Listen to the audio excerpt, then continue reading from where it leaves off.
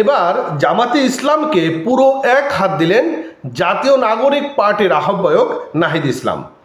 নাহিদ ইসলাম এইবার জামাতে ইসলামকে নিয়ে এক বিস্ফোরক মন্তব্য করেছেন।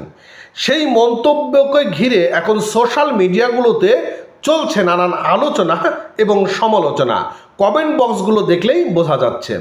আর নাহিদ ইসলামের এমন বক্তব্যের পর জামাতে ইসলাম কাউন্টিং কি করবে সেটিও এখন দেখার শুধুমাত্র অপেক্ষা মাত্র। বন্ধুরা, আপনারা জানেন যে এই যে জাতীয় নাগরিক পার্টি অর্থাৎ এনসিপি, যেটাকে বলা হয় কিংস পার্টি, অর্থাৎ অন্তর্বর্তীকালীন সরকারের যে উপদেষ্টা রয়েছেন, আমাদের প্রধান উপদেষ্টা ডক্টর মোহাম্মদ ইউনূসের পৃষ্ঠপোষকতায় এই রাজনৈতিক দলটি গঠন করা হয়েছে। তো এই যে জাতীয় নাগরিক পার্টি, তারা এক এক সময় এক এক কথা বলছেন। বলা হয় যে জাতীয় নাগরিক পার্টি তারা নাকি জামাতে ইসলামের সঙ্গেও ঐক্যজোট গঠন করে আগামী নির্বাচনে অংশগ্রহণ করবে। আবার এদিকে শোনা যাচ্ছে বিএনপির সঙ্গে তারা সিট ভাগাভাগি করতে যাচ্ছে। তাহলে কোনটা সত্য আর কোনটা মিথ্যা এবং কে কি বলে সেটি কিন্তু এখন বড় একটা ভাবার বিষয় হয়ে দাঁড়িয়েছে।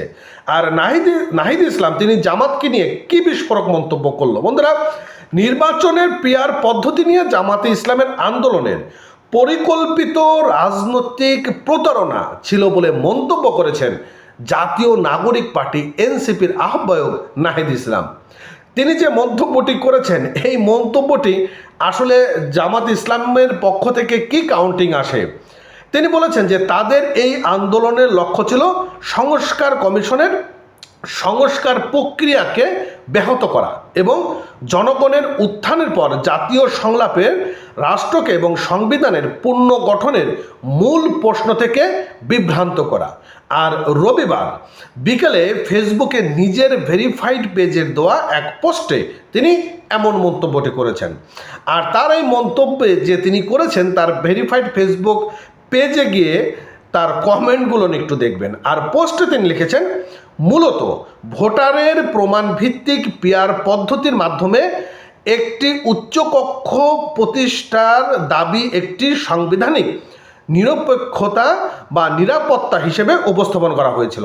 এর আশপাশে একটি শক্তিশালী আন্দোলন গড়ে তোলার মাধ্যমে জুলাই সনদের আইনের কাঠামো প্রতিষ্ঠিত লক্ষ্য ছিল। তবে জামাত এবং তার সহযোগী এই এজেন্ডাকে জিম্মি করে এটিকে কেবল একটি কৌশল পিয়ার ইস্যুতে পরিণত করে।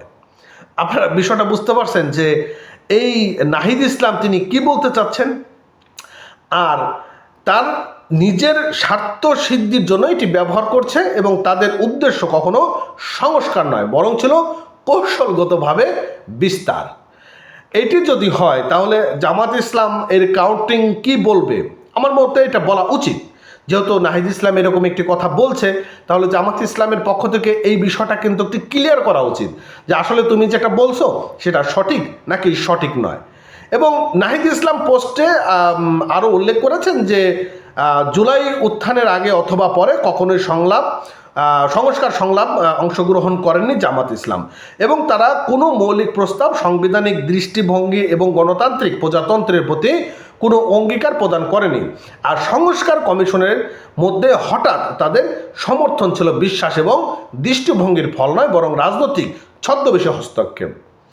কথা পরিষ্কার যে নাহিদ ইসলাম যেটি বলছে, জামাতে ইসলাম তারা শুধুমাত্র তারা এই সংস্কার চাচ্ছে না, তারা চাচ্ছে পিয়ার পদ্ধতির মাধ্যমে কিভাবে ক্ষমতায় আসা যায়। কথা ক্লিয়ার। ভালো থাকবেন। নতুন হলে আমাদের পেজটি ফলো করে রাখবেন, চ্যানেলটি সাবস্ক্রাইব রাখবেন। ধন্যবাদ।